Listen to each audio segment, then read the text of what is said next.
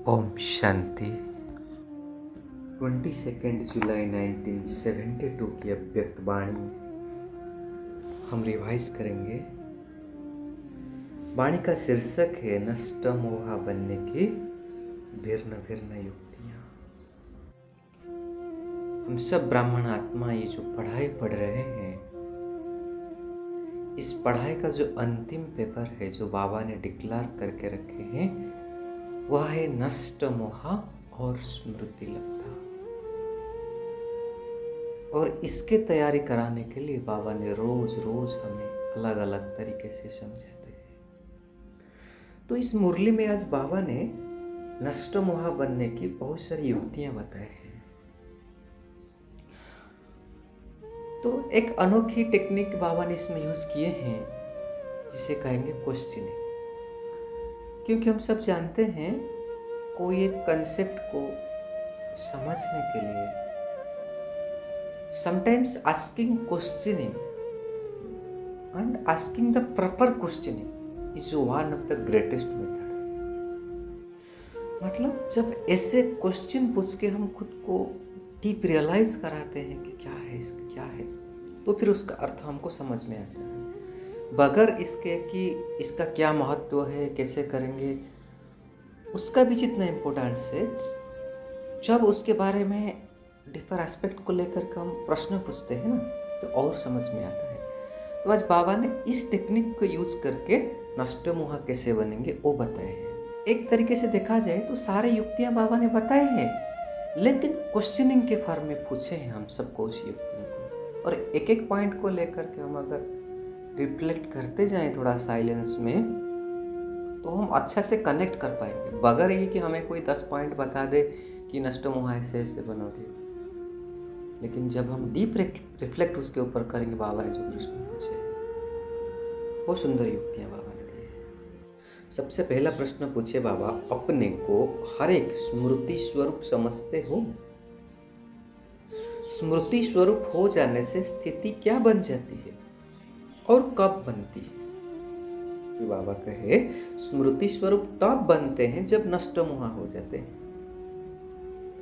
तो ऐसे नष्ट मोहा स्मृति स्वरूप बने हो या अभी भी विस्मृति रूप हो, विस्मृति स्वरूप हो? तो बाबा कहे स्मृति स्वरूप में से विस्मृति में क्यों आते हो? जरूर कोई ना कोई लगाव होगा ना। तो बाबा ने हमें याद दिला रहे कि जो बाप से हम पहला वायदा किए थे ना कि और सब संग छोड़ करके एक बाप के संग जोड़ेंगे, क्या ये पहला वायदा निभाना नहीं आता है? अगर यह पहला वायदा ही नहीं निभाएंगे तो पहले नंबर के राज्य अधिकारी वह राज्य के संबंध में कैसे आएंगे? क्या सेकंड जन्म के राज्य में आना है? तो बाबा ने चाहे तो ऐसे भी कह सकते हैं कि अगर पहला वायदा नहीं निभाओगे तो पहला जन्म में नहीं आ सकते हो, सेकंड में आओगे।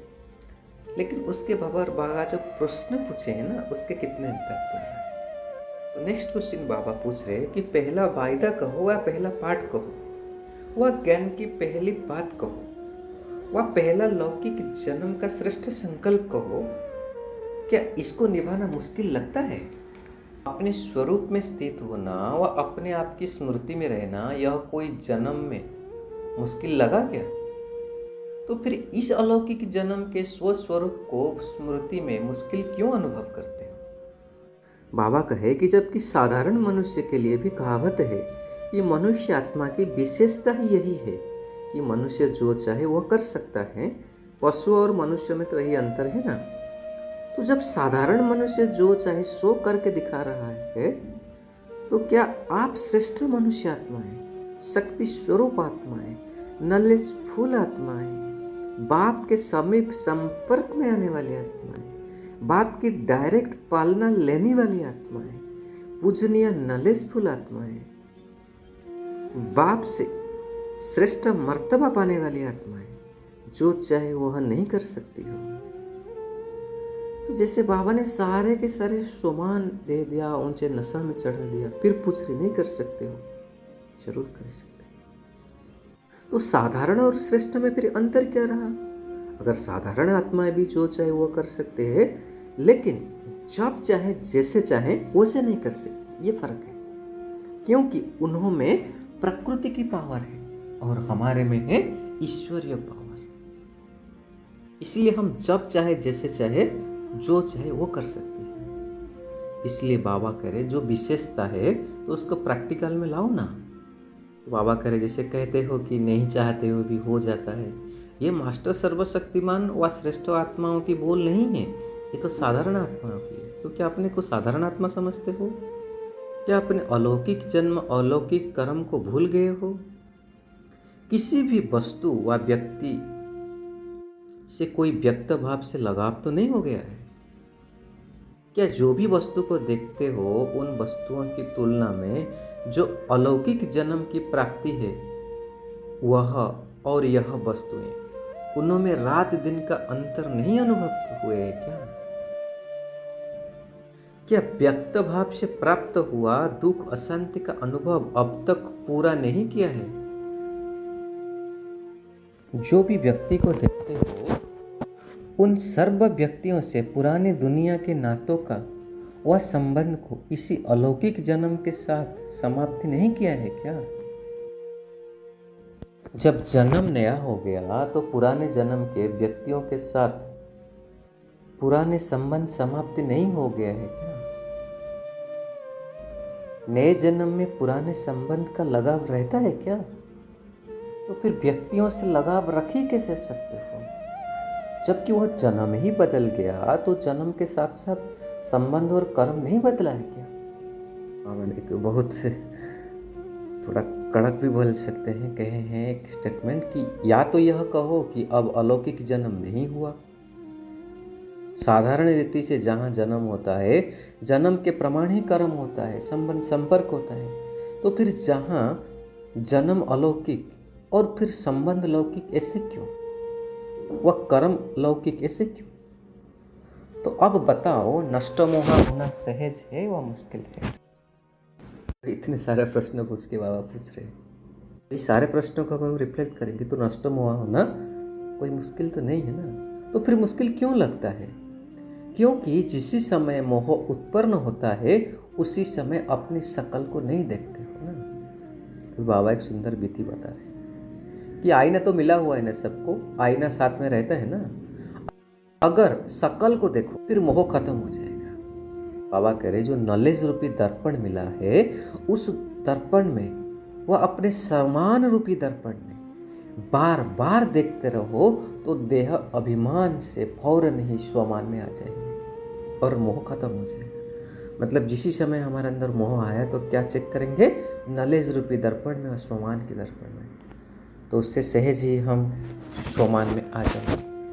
फिर बाबा ने आके कह रहे कि जैसे स्थूल दर्पण में कोई देखते हैं ना कि ये अंतर है क्या, कोई ऊपर नीचे है तो उसे ठीक कर देते हैं, दर्पण में देखते हैं। वैसे ही इस अलौकिक दर्पण में जो वास्तविक स्वरूप है इसको देखते हुए जो देह अभिमान में आने से व्यर्थ संकल्प का स्वरूप, व्यर्थ बोल का स्वरूप व व्यर्थ कर्म व संबंध का स्वरूप स्पष्ट देखने से व्यर्थ को समर्थ में बदल लेते हैं, फिर मोह और रहेगा क्या? तो जब हम बार बार इस अलौकिक दर्पण में, नॉलेज रूपी दर्पण में स्वयं को देखेंगे तो जो भी देह अभिमान से व्यर्थ संकल्प, व्यर्थ बोल व व्यर्थ संबंध संपर्क दिखाई देगा, उस व्यर्थ को हम समर्थ में ही बदल सकते हैं। तो फिर बाबा का मोह कहाँ रहेगा? और जब नष्ट मोह हो जाएंगे तो नष्ट मोह के साथ सदा स्मृति स्वरूप स्वतः ही हो जाएंगे, क्योंकि नष्ट मोह ही स्मृति स्वरूप बनाएगा। तो बाबा कहीं सहज नहीं है क्या? जब सर्व प्राप्ति एक द्वारा होती है तो उसमें तृप्त आत्मा नहीं होते हो क्या? तो क्या सर्व प्राप्ति का अनुभव नहीं होता है? अभी तृप्त आत्मा नहीं बने हो क्या? जो बाप दादा दे सकते हैं तो क्या वह अविनाशी आत्माएं इतने जन्मों में दे सकी है क्या? जब अनेक जन्मों में भी अनेक आत्माएं वह चीज प्राप्त नहीं करा सकी है और बाप द्वारा एक ही जन्म में प्राप्त होती है, तो बताओ बुद्धि कहाँ जानी चाहिए? भटकाने वालों में, रुलाने वालों में, ठुकराने वालों में जानी चाहिए, वह ठिकाना देने में जानी चाहिए।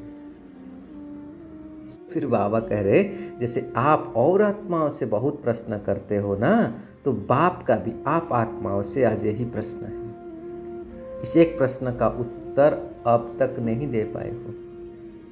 हमारे बुद्धि कहाँ जानी चाहिए? भटकाने वालों में, रुलाने वालों में, ठुकराने वालों में, या ठिकाना देने वालों में? बाबा कह रहे, जिन्होंने इस प्रश्न का उत्तर दिया है वह सदा के लिए प्रसन्न रहते हैं, और जिन्होंने उत्तर नहीं दिया वो बार बार उतरती कला में उतरते जा रहे हैं। सुंदर पॉइंट।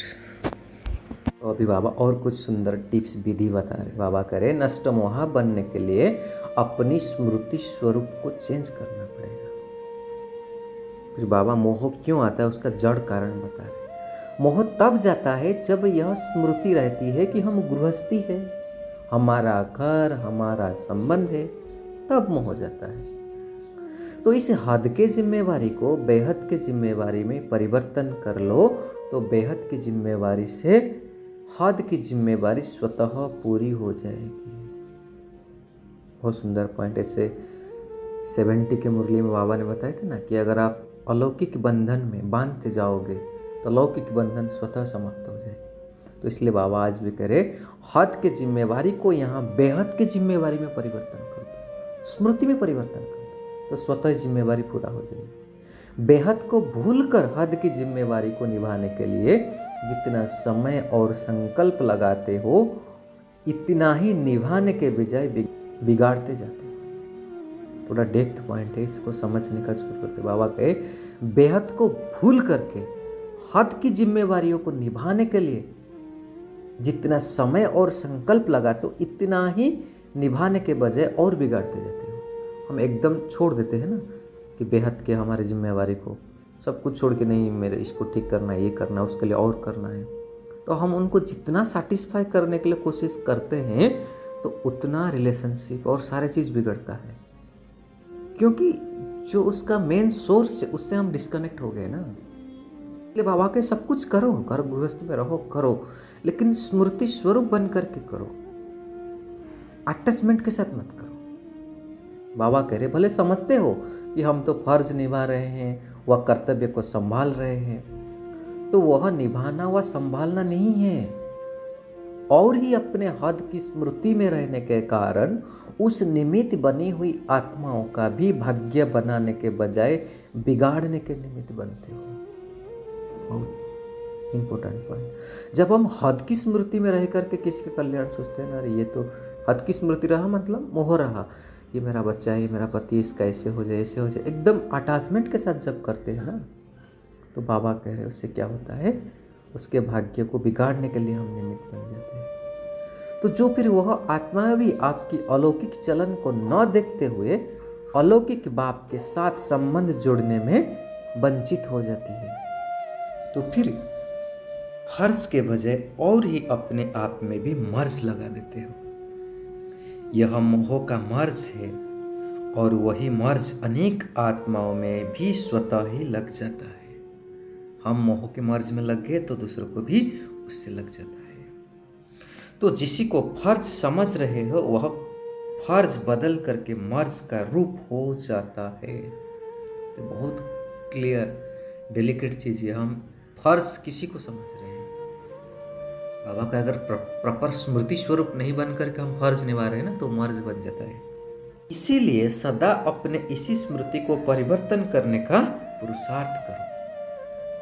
मैं गृहस्थी हूँ, फलाने बंधन वाली हूँ, फलाने जिम्मेवारी वाली हूँ, इसी के बजाय बाबा कह रहे 5 मुख्य स्वरूप को स्मृति में लाओ। बहुत सुंदर 5 स्वरूप के आज बाबा ने बारे में बताया। बाबा कह रहे हैं कि जिससे बाप के 3 रूप बताते हो ना, वैसे आपके 5 स्वरूप है। मतलब पूरा दिनचर्या के हिसाब से बाबा ने 5 स्वरूप बताए। पहला है मैं बच्चा हूँ, दूसरा है मैं गॉडली स्टूडेंट हूँ, तीसरा है मैं रूहानी यात्री हूँ, चौथा है मैं योद्धा हूँ, और पांचवा ईश्वरीय व खुदाई खिदमतगार हूँ। तो यह 5 स्वरूप स्मृति में रहे। बाबा कह रहे सवेरे उठने से बाप के साथ रोरियान तो करते हो ना, तो बच्चे के रूप से बाप के साथ मिलन तो मनाते हो ना। तो सवेरे उठने से ही अपना यह स्वरूप याद रहे कि मैं बच्चा हूं, तो फिर गृहस्थी कहाँ से आएगी? जब शुरुआत हम परमात्मा से मिलन, मैं बाबा का बच्चा हूं, इसी स्वरूप में करेंगे, उस प्यार का अनुभव करेंगे, तो देह का सुदबुद्ध स्वतः भूल जाएंगे ना। तो बाबा फिर कह रहे हैं कि कहाँ से स्मृति रहेगा कि मैं गृहस्थी हूँ। और आत्मा बाप से मिलन मनाए, मिलन से सर्व प्राप्ति का जब अनुभव हो जाए, तो फिर बुद्धि वहां क्यों जाएगी? तो बाबा कह रहे इसी से सिद्ध है कि अमृत वेले के इस पहले स्वरूप की स्मृति की ही कमजोरी। बहुत इंपॉर्टेंट पॉइंट। अगर हमारे मोह लौकिक देहधारी दुनिया के लिए है, बार बार स्मृति जाती है उधर, तो बाबा करे तो अमृत वेले के समय जो पहले स्वरूप में बाबा को याद करना है, वो स्मृति स्वरूप की ही कमजोरी है। इसीलिए अपने गिरती कला के रूप स्मृति में आते हैं। ऐसे ही सारे दिन में अगर यह पांचों ही स्वरूप समय प्रति समय भिन्न भिन्न कर्म के प्रमाण स्मृति में रखो, तो क्या स्मृति स्वरूप होने से नष्ट मोह नहीं हो जाएंगे? एक बाबा ने एक बताया कि बच्चा के रूप में ऐसे जब हम पढ़ाई पढ़ रहे हैं, मैं कार्डली स्टूडेंट हूँ, कितना नशा रहना चाहिए, सारा दिन बुद्धि में टपकना चाहिए, बाबा ने क्या बोला, इसका अर्थ क्या है, इसको कैसे कनेक्ट करेंगे लाइफ में।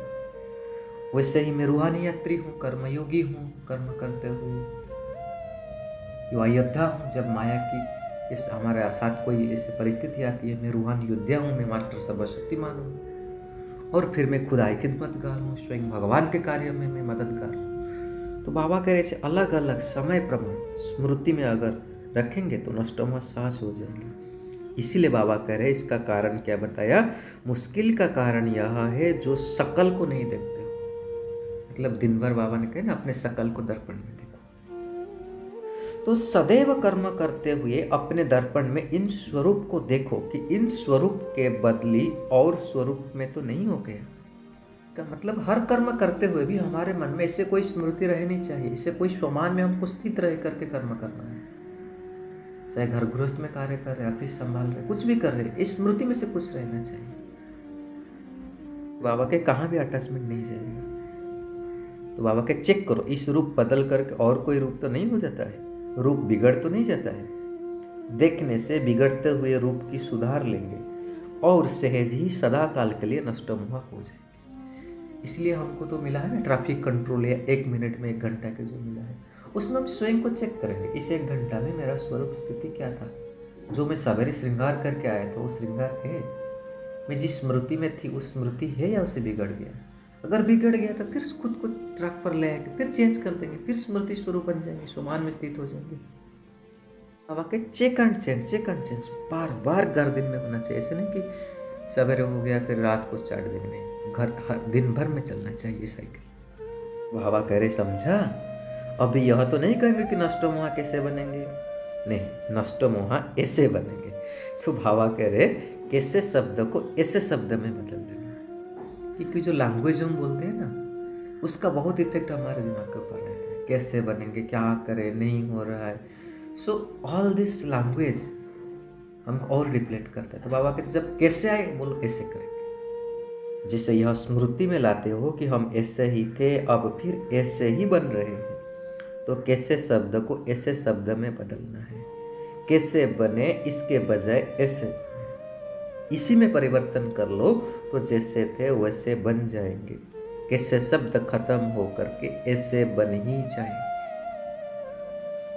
अब ऐसे हिंट्स दे रहे, हमारे सारे दिन भर में हमारे माइंड को क्या लैंग्वेज देते हैं, इसको लेकर के आजकल दुनिया में कहते हैं ना न्यूरो लिंग्विस्टिक प्रोग्राम का कोर्स कराते हैं कि क्या आप माइंड को बोलो। तो बाबा करे ऐसे ऐसे शब्दों को आप चेक करो। जैसे बाबा कहते हैं ना तुम्हारे डिक्शनरी में क्यों हुआ, क्या हुआ, कैसे हुआ, ये सब शब्द नहीं रहने चाहिए, उसको चेंज करो।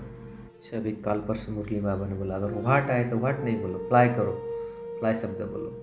वाई आया तो बाय बाय करो। तो बाबा करे ऐसे शब्दों को चेंज करो। तो एक सेकंड में अपने को विस्मृति से स्मृति स्वरूप में लाने वाले, नष्ट मोहा सदा स्मृति स्वरूप बनने वाले समर्थ आत्माओं को बाप दादा का याद प्यार और नमस्ते। ऐसे बनाने वाले, इतना सुंदर शिक्षा, इतनी सुंदर युक्तियाँ बताने वाले बाप दादा को भी हम बच्चों का याद प्यार और नमस्ते नमस्ते नमस्ते। तो जैसे आज बाबा ने बोला कि नष्टमोहा बनने के लिए सारे दिन क्या क्या स्मृति में रहना है, जो 5 स्वरूप के बारे में बाबा ने बताए हैं, तो हमें भी बीच बीच में चेक करना है अभी मैं कौन से स्मृति स्वरूप में हूँ। अगर उसमें नहीं हूँ तो फिर उसे ट्रैक पर ले आएंगे, उसी स्वरूप में स्थित हो जाएंगे। इसलिए नॉलेज रूपी दर्पण में, स्वमान रूपी दर्पण में अपने आप को चेक करके चेंज करेंगे, अपने को श्रृंगारते रहेंगे स्वमान में। और बाबा ने जो प्रश्न पूछे उसके ऊपर थोड़ा गौर से फरमाएंगे कि सचमुच नष्टमोहा बनना सहज है व नहीं है। अच्छा जी, ओम शांति। शुक्रिया बाबा।